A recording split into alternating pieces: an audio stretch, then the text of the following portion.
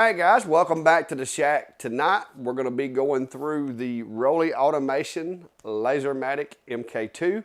I've got the 30-watt version, and what we're going to be doing, I'll be breaking it down, cleaning it, lubricating the rails, all that good stuff. And a lot of you have mentioned wanting to see the process that I use, so I figured tonight, while I was cleaning the machine, I'll bring you guys along, and we will be using multiple camera angles. So hopefully, I'll be able to cover everything and show you all the steps that are needed to be able to do this. So let's get started.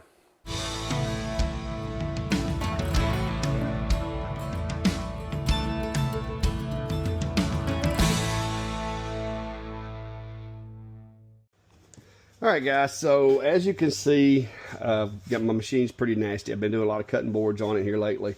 I have been wiping it down periodically, but I haven't went into it and really cleaned it. So that's what we're going to be doing tonight.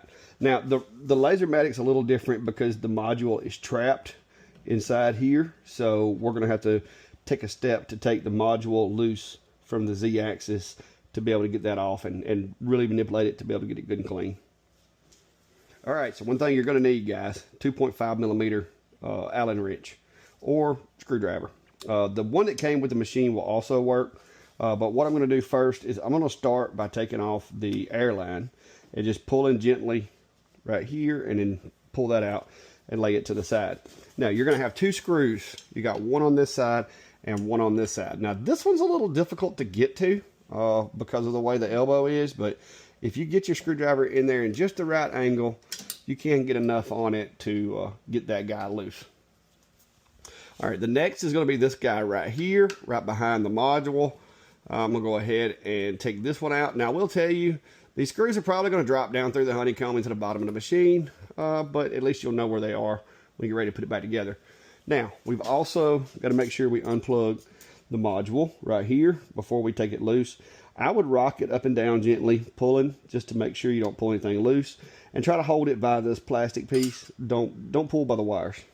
All right, so once you've got it unplugged, you've got the air line loose, the two bottom screws, all that's left is holding this thing on here is these two screws here in the top. And I'm going to set mine right here on the gantry, just hoping that I don't knock them down and make them fall. But if they do fall, they'll be in the bottom of the machine.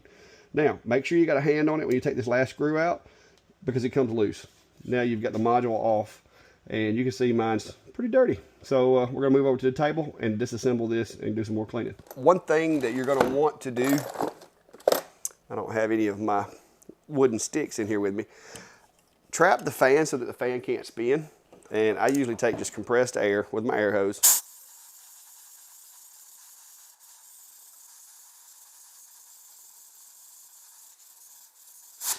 And I'm going to blow the dust off of it to get the bulk of that stuff out of the way.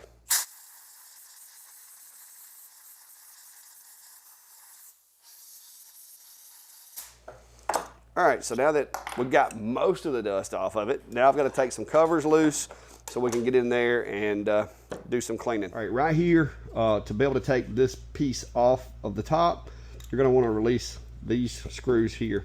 And I like I said, you could do this with it on the machine. I like taking it off. It gives you a better opportunity to get at these screws and not have to fight with everything. So go ahead and get these guys taken loose here. All right. Now the cover is loose and so is the air assist nozzle. The way they've made this thing, it's all kind of made together.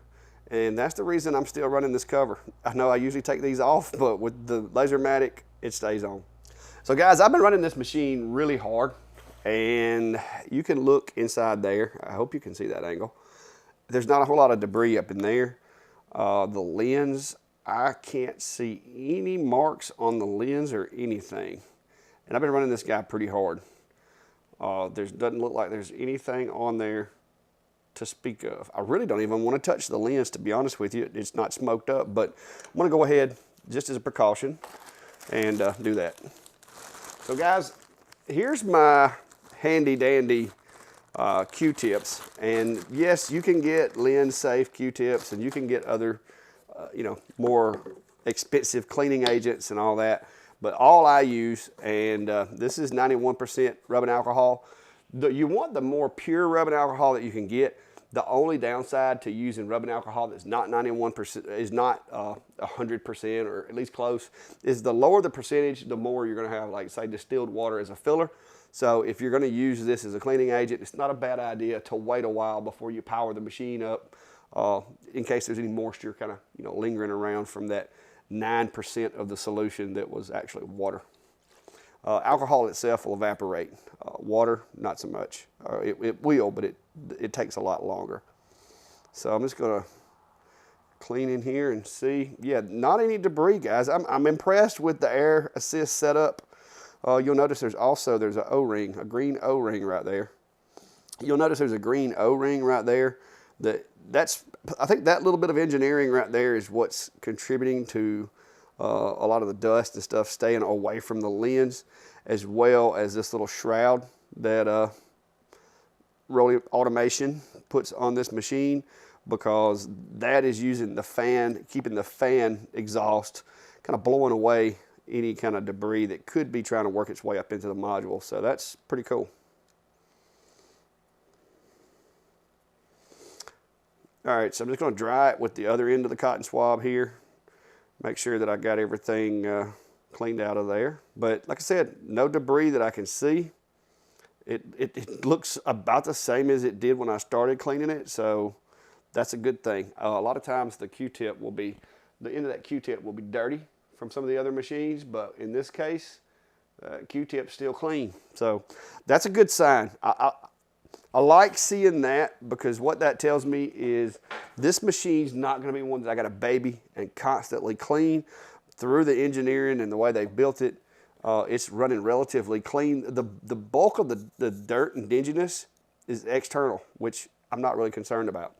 Now, what I do like to do, just so people, when they look at my machine, they don't think, oh man, he never cleans this machine. I like to try to make sure and wipe off anything that's visible externally when I clean it. Now, if you're running the machine heavy and you're just trying to get it clean, get back in service, these little parts that aren't really filtering anything or cleaning anything, they're not critical, but I like to clean those. It also helps me to remember when I start seeing that it's getting dirty again. It helps me to remember that I need to be cleaning. But I've run a lot of jobs with this machine, and my goal was, because I felt like the way that it was engineered, it would stay relatively clean for long periods of time. And I'm going to be honest with you, it stayed a lot cleaner than any of the other machines in the shop will after running this much work on it. So I'm impressed with that. Roly did a good job on that part. You can see the module itself, it looks new still. I had some dust and stuff in the top of the heating coils up here, but for the most part, the module itself, it still looks brand new. So that's a testament to the engineering that they put into this thing for sure. I'm impressed. I like this configuration. So now I'm just going to go back with it, and this basically, when you put this on there, it's going to sit back down in position. That little seal is going to press up against the bottom of the cone, and all you've got to do is put these screws back in and snug them down. Now, this is acrylic, so you're going to want to be careful not to go too snug, and I would recommend probably just go ahead and start all of them before snugging any of them down, just to make sure the holes stay lined up. So I'm going to kind of move that and make sure that it's set, that it's not hanging on anything. I'm just going to hold pressure downward with my hand while I tighten these other screws, because I do know that the pressure exerted down on this little piece here is what's kind of causing that O-ring to function properly. So I want to make sure I got plenty of pressure down, but don't over tighten those.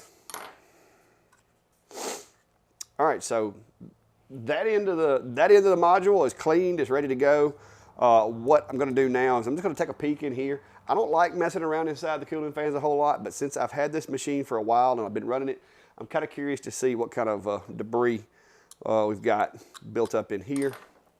And this is going to be a 2mm screw. So I'm going to go ahead and take these 4 screws here loose and just take a look in there and maybe wipe the acrylic down and see what it's looking like, because like I said, this is I've wiped this machine down a couple of times, but I really haven't done a thorough cleaning. Wanted to kind of torture test it a little bit and see how high maintenance it was going to be. Some of these machines are more high maintenance than others. So this one has proven that it does a pretty good job of keeping itself clean. So once you take those 4 screws out, these are going to be kind of long screws. You can see there's a little bit of dust build up on the back side of that. See, I couldn't get to that part to wipe it down, so there is some debris and dust hiding there. And I got a little bit of dust still in here, but I'm just going to take my compressed air and try to knock that little bit of dust there out.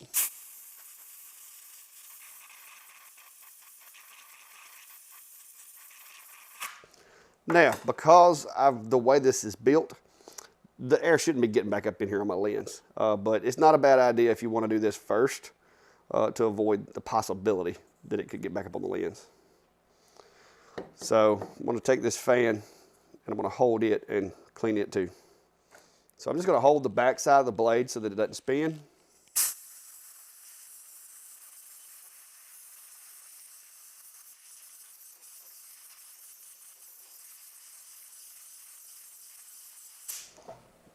And there we go. I think that looks really nice. It's clean enough to be operational. I do need to wipe this little piece here down. I'm just going to use a little Windex. All right, so I see one little tripping hazard right here when you're cleaning it you need to pay attention to. When you're putting it back together, as you can see, it's kind of a snug fit in there. These wires, you want to be careful not to get them pinched between any flat surfaces that are going to be tightened down.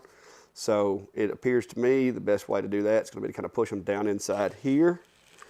And then you're going to need to make sure they hit that ridge right there to go through that little notch. I don't know if you can see that. I'm trying to get you to where you can. Once you get them inside that little notch right there, just keep holding downward pressure. You can kind of see how I've got them trapped out of the way. Everything is out from between the 2 flat pieces. And I'm going to put that back in place. So that's the one, that's a tripping hazard right there. Be careful and don't cut your wires. I would definitely do that. Just kind of make sure that those wires are in those recesses. All right, so once you get that back on there, you're going to want to start one of the screws and then get the other one started. You don't want to go at this too vigorously. If it doesn't feel like it's wanting to start, then just move around and go to another one. Because with these screws especially, you don't want to strip these out or mess them up. So once I get all of them started, then I'm going to go back and tighten them all down. But these are kind of long screws, so there's going to be it's going to take a second to get them all the way down. And like I said, when you get them down, I wouldn't use any more than about 2 fingers on your screwdriver for this because you don't want to over torque these. All right, guys, so the module itself, we're good to go. Everything looks good. I didn't see any problems. Fairly easy. I know it can be a little intimidating because it is a little different build than some of the other machines, but they did a pretty good job of putting everything together. If I had to ding them so far on anything that they did in this build, it is that this screw and this pipe are just a little, you know, either the pipe could have been down or the screw could have been a little higher, lower. But other than that, it's doable. It's not that difficult. Especially if you have a ball nose on your Allen wrench, that would make it a lot easier because you can get more of an angle. I'm using straight shanks, but if you had a ball nose Allen wrench, that would probably help with that. So now we're going to move over to the machine, do a little cleaning inside there, and put it back together. All right, so before we go to putting it back together, I'm going to go ahead and I'm going to move the gantry back out of the way. When you're moving the gantry, do it slow. You don't want to push that too fast and generate too much electricity in there. So we'll go ahead and pull the honeycomb out. As you can see, it's kind of dusty in there. So I'm just going to take my cloth and got a little bit of oil dripping over here or something happened. So put me a little Windex in here. Go ahead and retrieve my other screw that fell while we're there. And I'm going to wipe everything down. I just use regular Windex because it evaporates fairly quick. That's the reason that doesn't streak your windows, and as you can see, kind of nasty. That's what bamboo gets you guys. A lot of this dust that comes off of bamboo is in here. And I did a lot of cutting with it too, but for the most part, I've wiped it down since I did any big cutting jobs. So there's not, this is mostly from bamboo cutting boards that I've been doing lately. Probably should have just used a paper towel. I'm ruining my rag.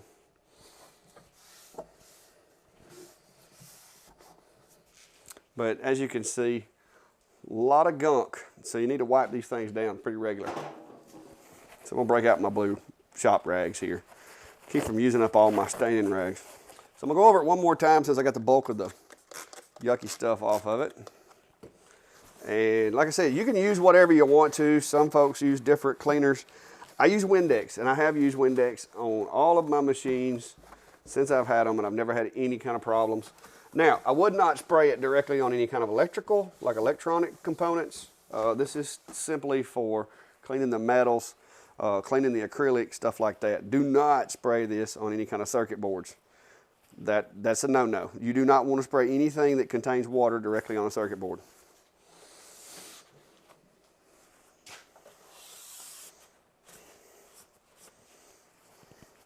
So we'll go ahead and secure these other two screws before I mess around and wipe them somewhere. Getting all the main, like I said, getting all the big dust off of the machine.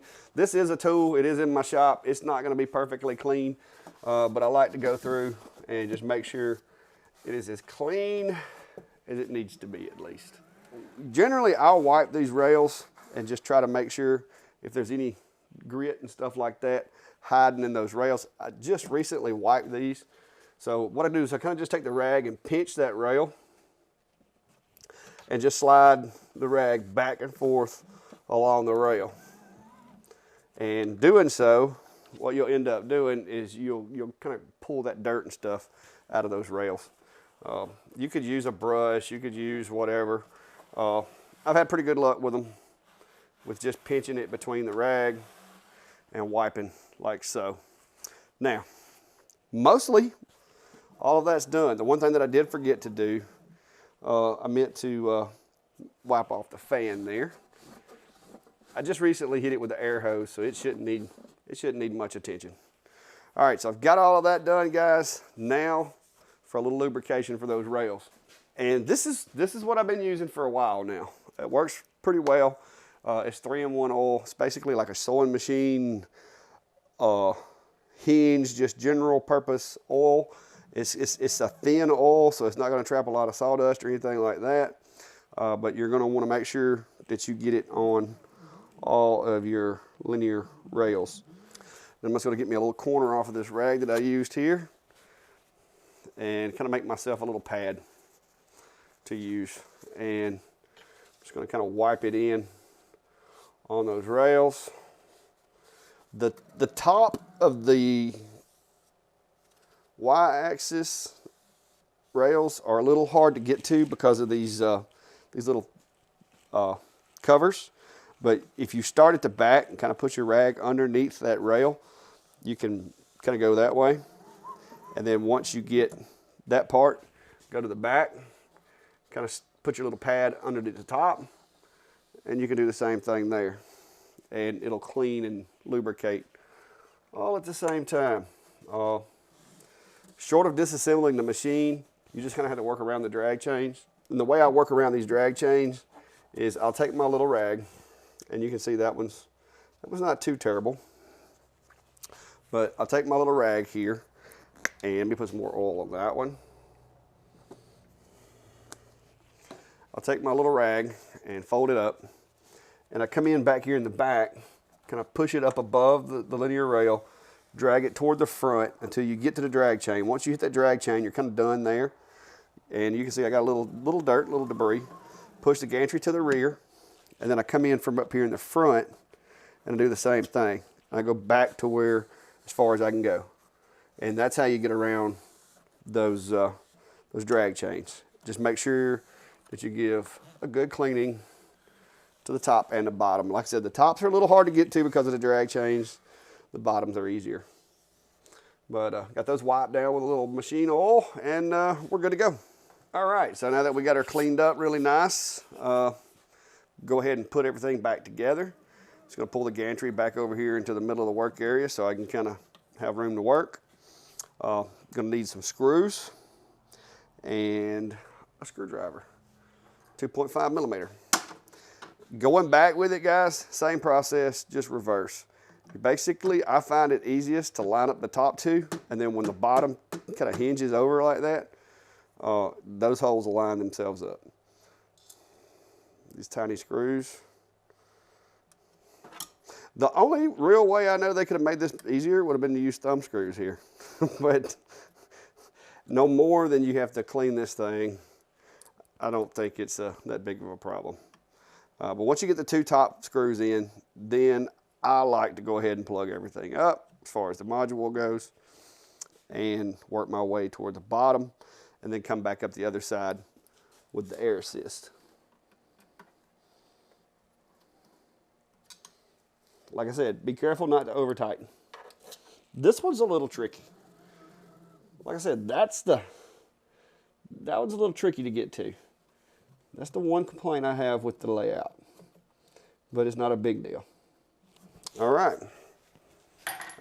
So we got the tricky little guy done. Now just for the hose, run the hose through the little support, and I like to kind of push it down on there really nice, and voila, we're good.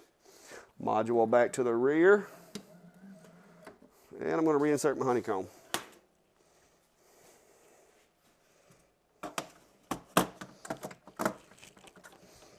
And of course I can wipe down the edges of the honeycomb. It's not quite due for a cleaning yet. It's still reasonably clean.